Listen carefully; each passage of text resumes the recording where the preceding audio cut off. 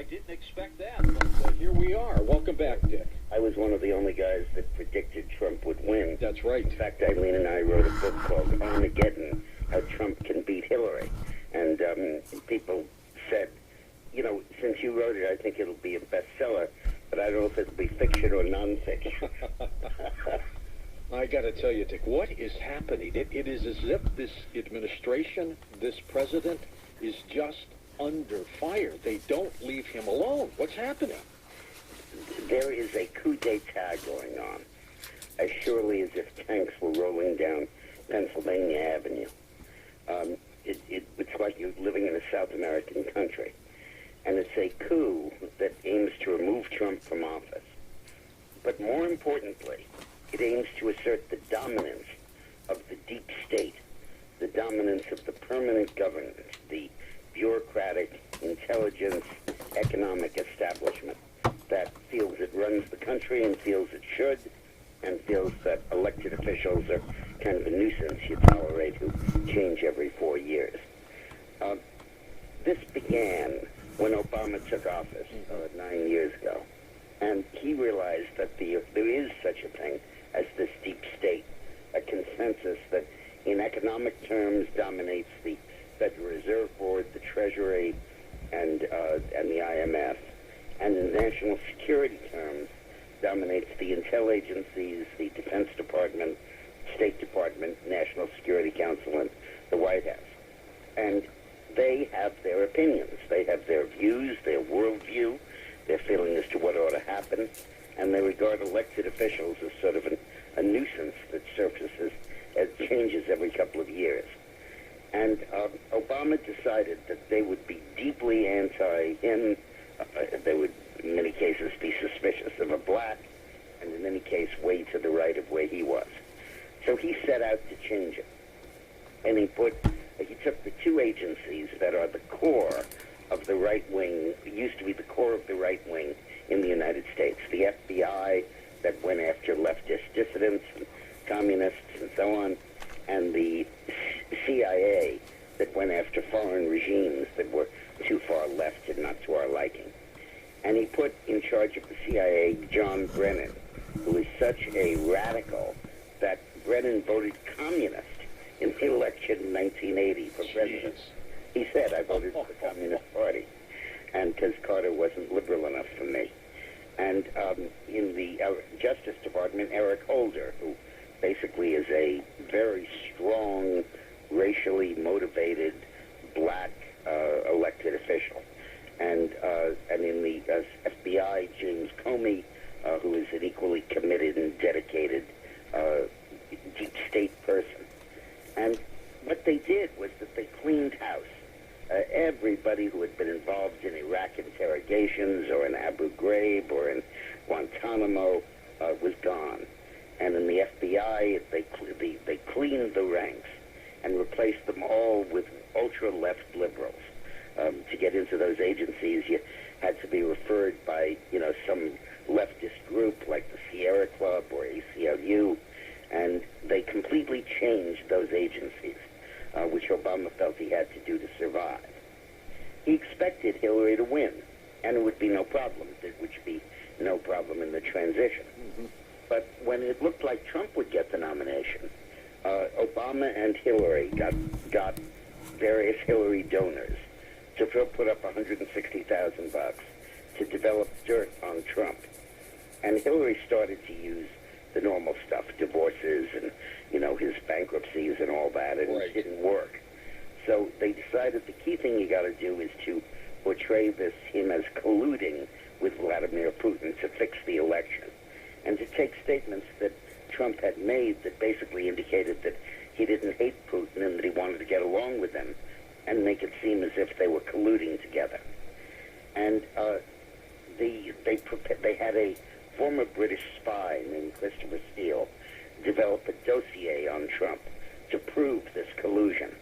And the dossier was an absolute piece of nonsense. This was a total fraud, wasn't it? Total fraud, total fabrication.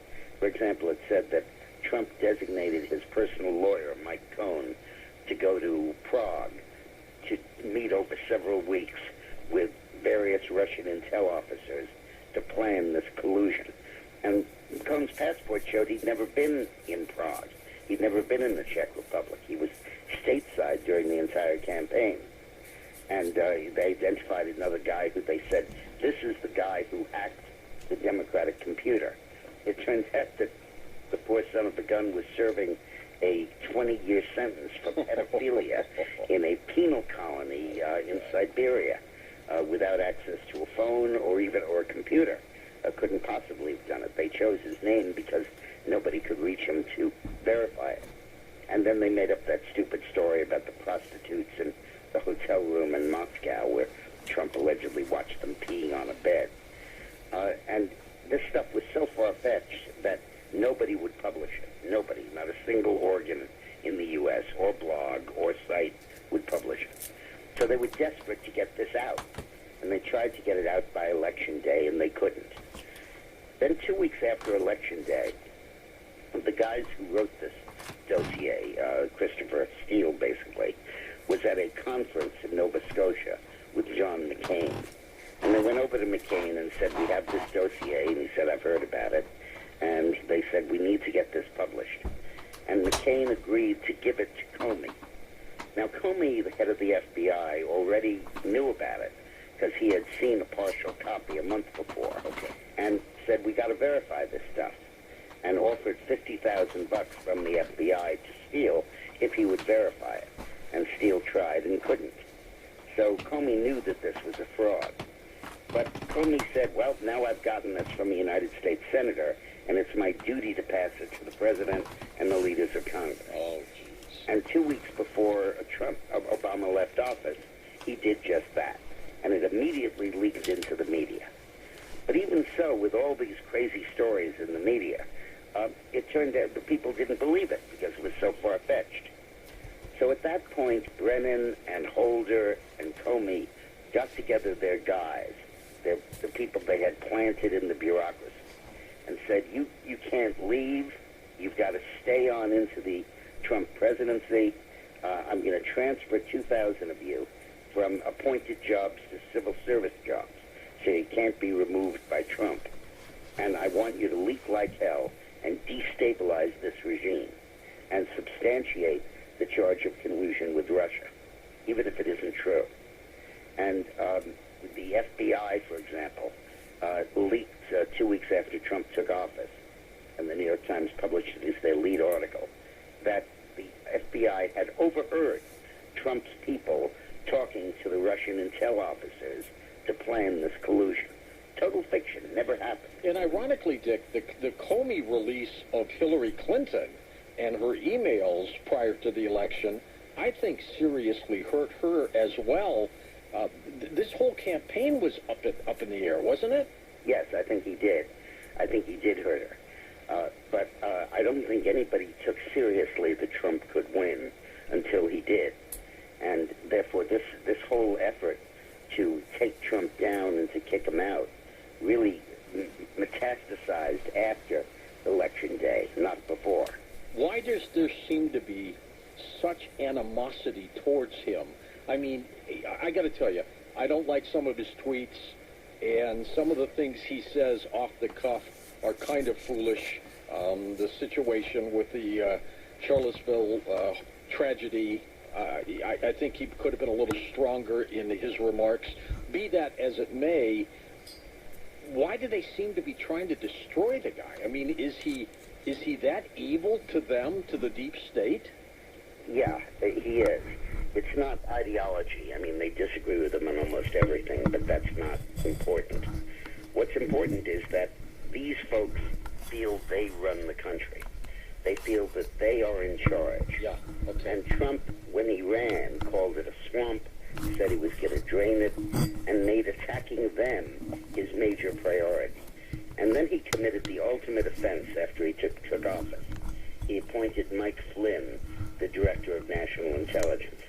And Flynn had a reputation for being an absolute bull in a china shop because he hated the intelligence community. He thought it was duplicative, wasteful, ineffective, didn't serve the country well, and everywhere he went there was a trail of bodies behind him of people he had fired. And the intel establishment was desperate to keep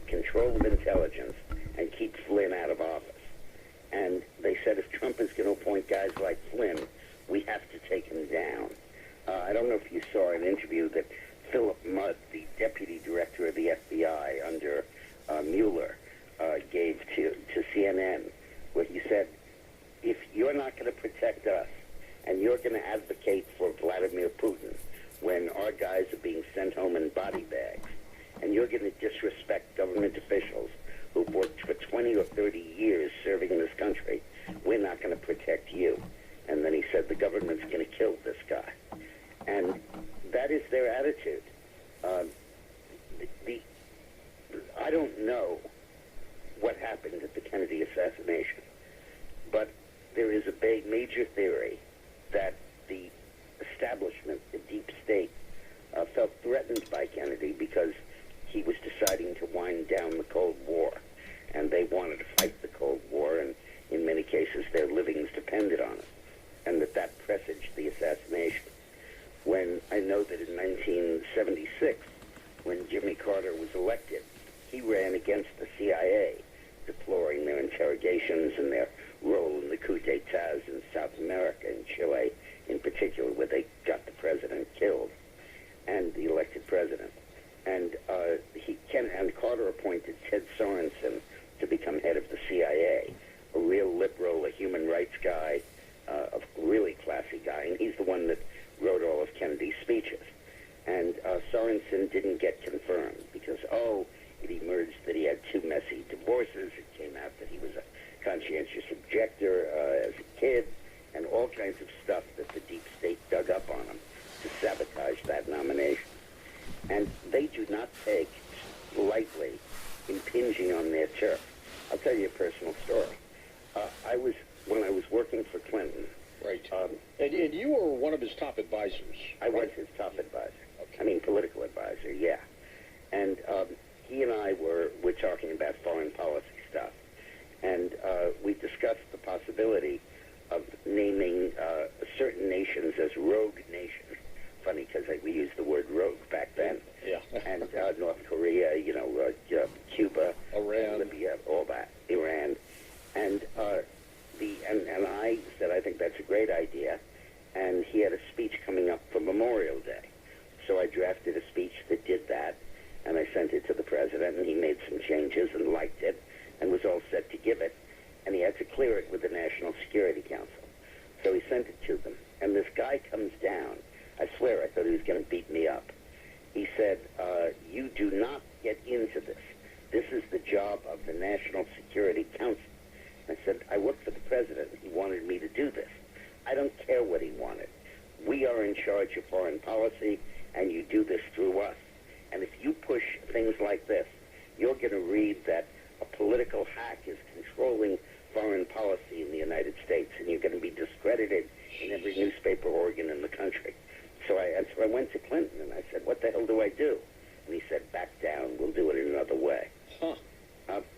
Now, let me go back to my narrative, though, because it's important. Okay. And we're coming up on a break, Dick, so let's wait. We'll come back to your narrative in just a moment. Dick Morris with us. The name of his latest work with Eileen McCann is Rogue Spooks. It's about what's been going on, folks, which is truly unbelievable. I don't know how much longer we can take this because they just won't let go. Never miss a detail on a show or a guest. Sign up for the Coast Zone email newsletter, available for free at coasttocoastam.com.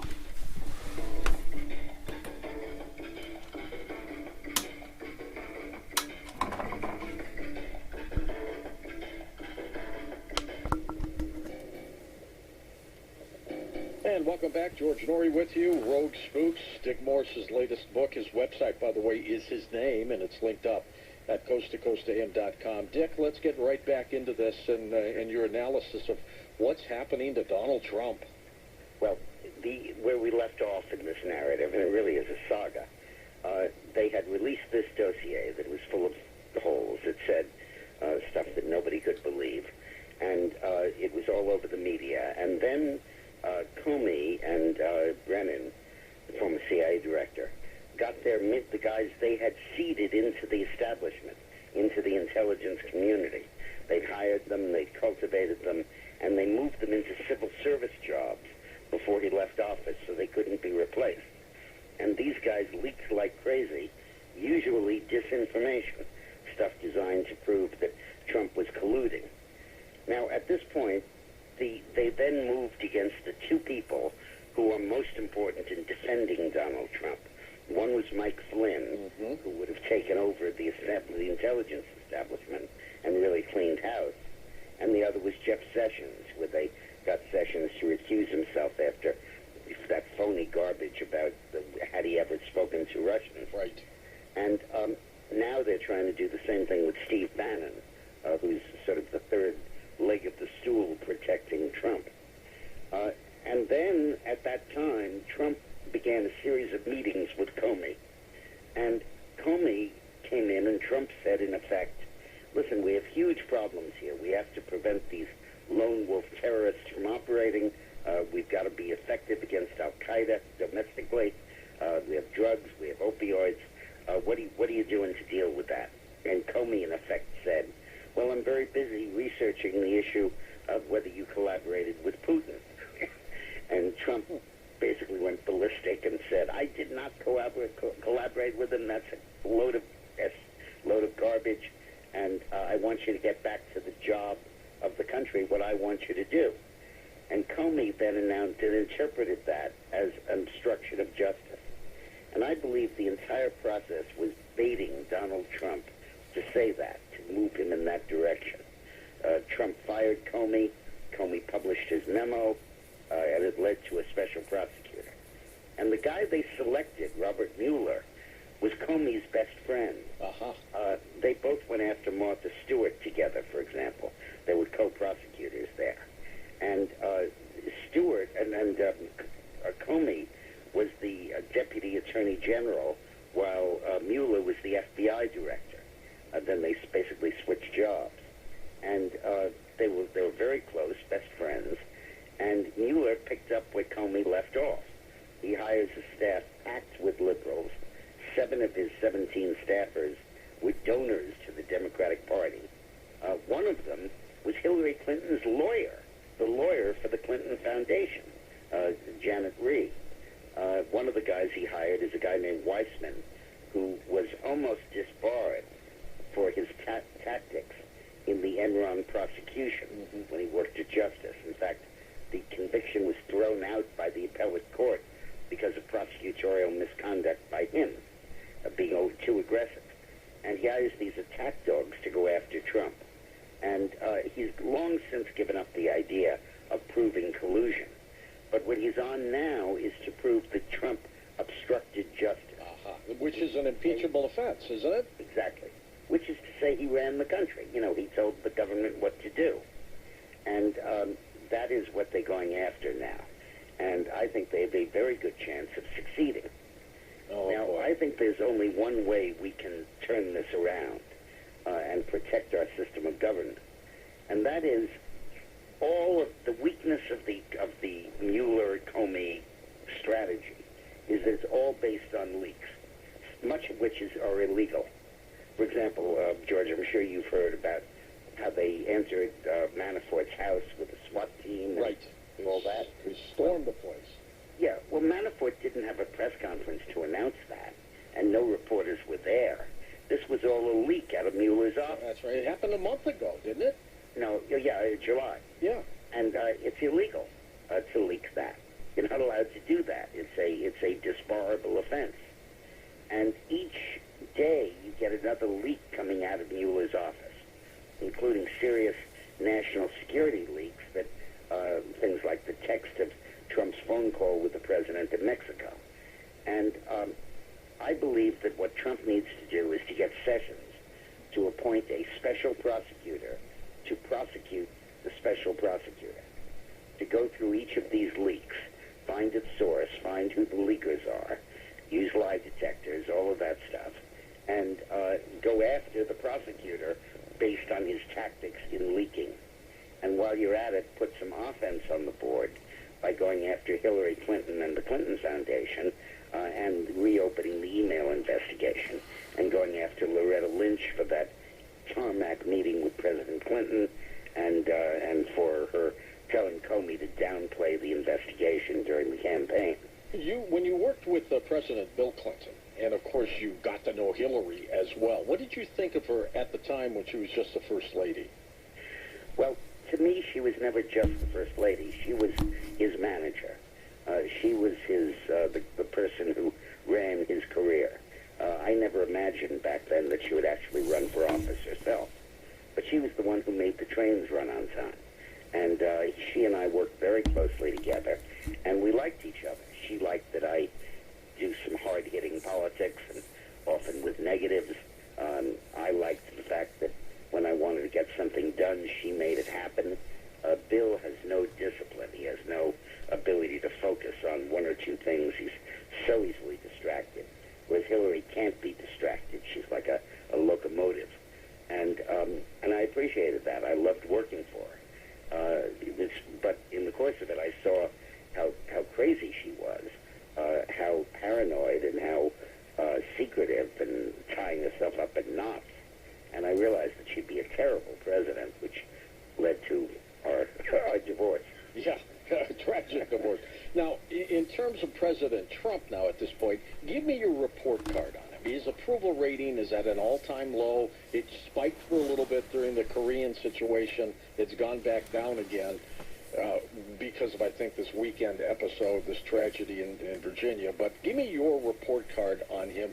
I mean, is he as bad as the media portrays him to be? Oh, no.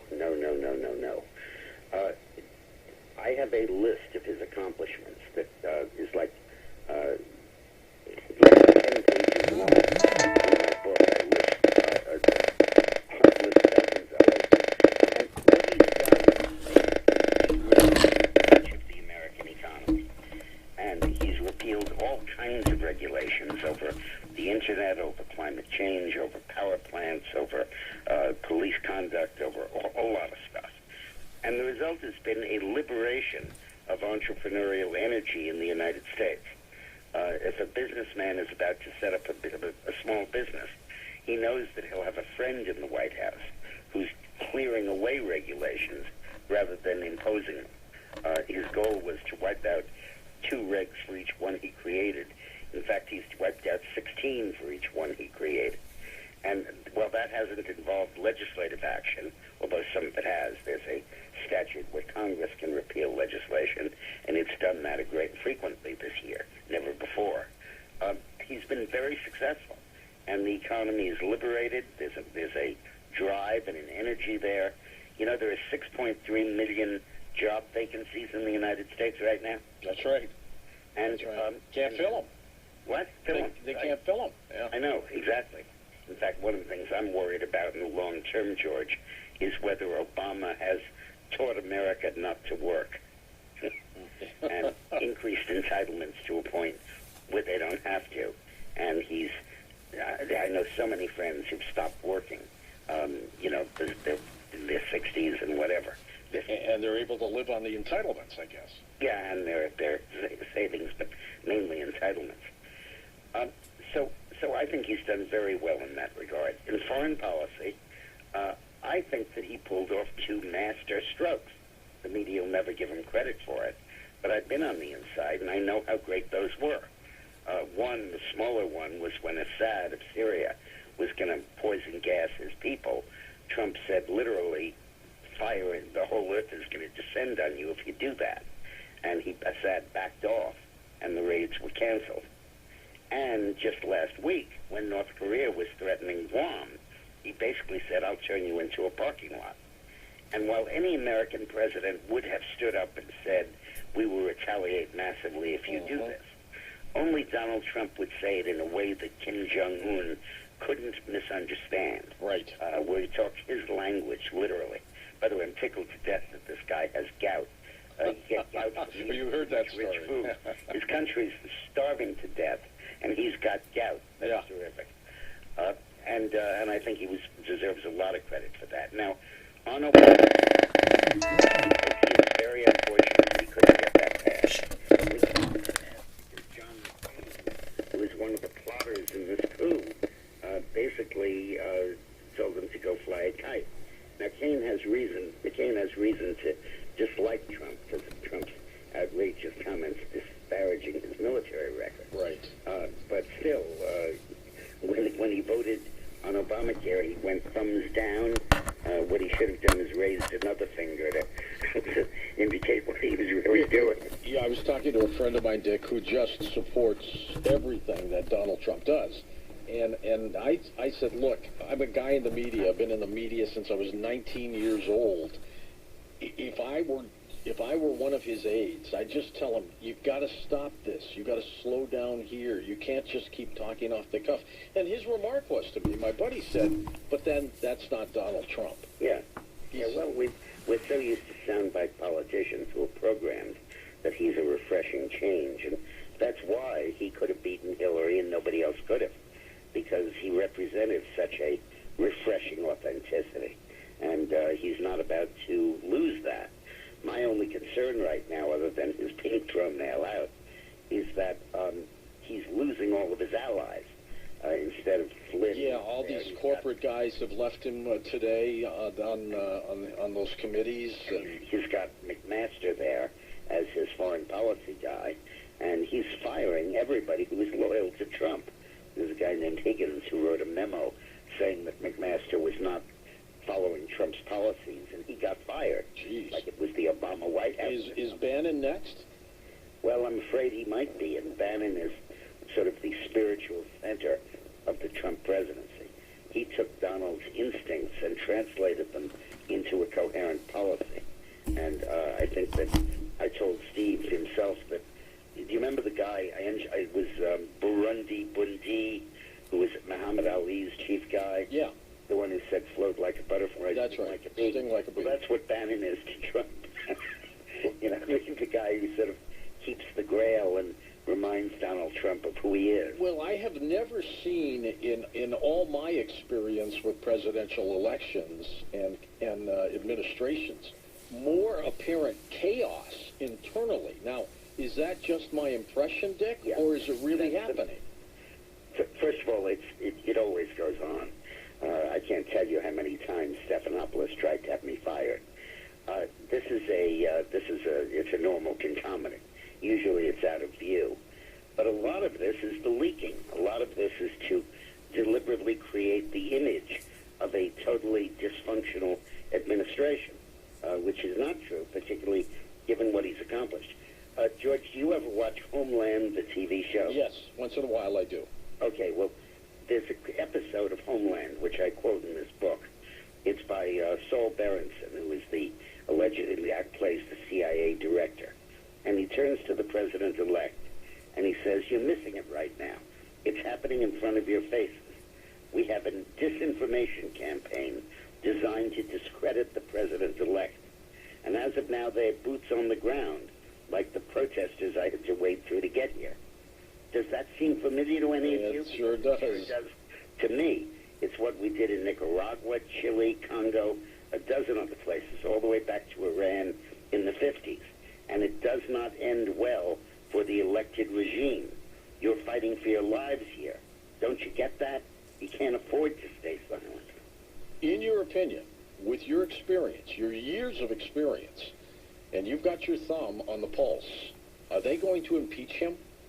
Well, that depends on what happens in the elections of 2018. If the Republicans are able to keep control of the House and the Senate, but more the House, I think that they can stave it off. But I think that that depends again on his popularity, and that again depends on the media and the leaking. Right. I'll tell you this. I believe that for two reasons, the polling way understates Trump's effectiveness and job rating, as it predicted his defeat. All of them did. And it just doesn't get it right. Yeah, I can't believe, Dick, that his supporters, those people who voted him in as president, would have run away from him as quickly as these polls say they have. They have not. You're looking at a statistical aberration here.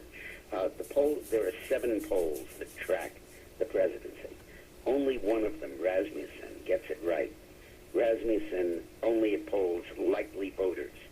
Everybody else polls either adults or registered voters, not likely voters. Gallup, for example,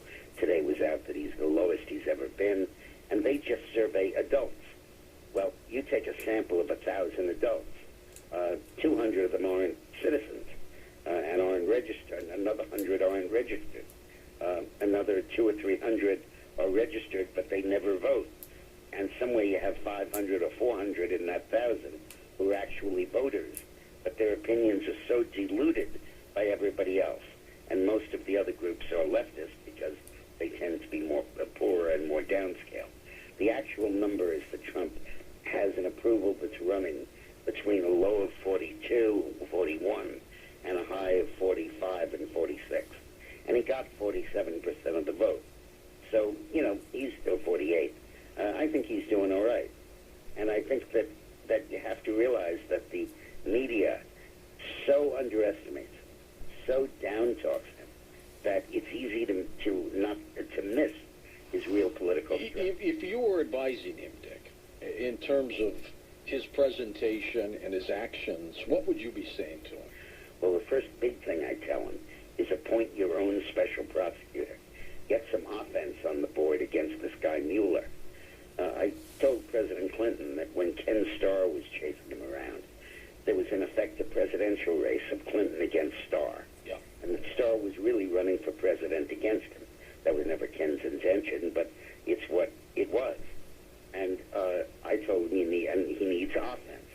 And that's what Trump needs. He needs to go after these leaks. He needs to take the leakers and put them under oath, give them lie detector tests, call the reporters and say, you received classified information on thus and such a date from an anonymous source. We are going to prosecute you for being in possession of classified information, like Petraeus was. That's illegal. And we will put you in jail, not on a contempt order, but on a violation of the Espionage Act for holding classified information in your possession, which is a felony, unless you give us the name of the reporter. Gosh, a reporter's not going to give up his sources, Dick. They'll fight him. Yeah, facing a 5-year jail term, they will. Yeah, that'll be an interesting twist. Now, some people might say, though, that they are just destroying the American way if he does something like that. Well, they're destroying the American way, and by making it impossible for the president to govern by releasing every possible form of classified information. And I believe you have to fight fire with fire. And I believe the only way to fight a forest fire is to light a backfire that burns up the fuel before it can get to it. And that's what I think he needs to do. Dick, we got a final hour coming up with you in just a moment. We're going to take some phone calls, continue chatting on some other issues I want to talk with you about, including bitcoins and cashless societies and so much more. And calls next with Dick Morris, author of Rogue Spooks, right here on Coast to Coast AM. The Coast website is now conveniently optimized for mobile devices. If you're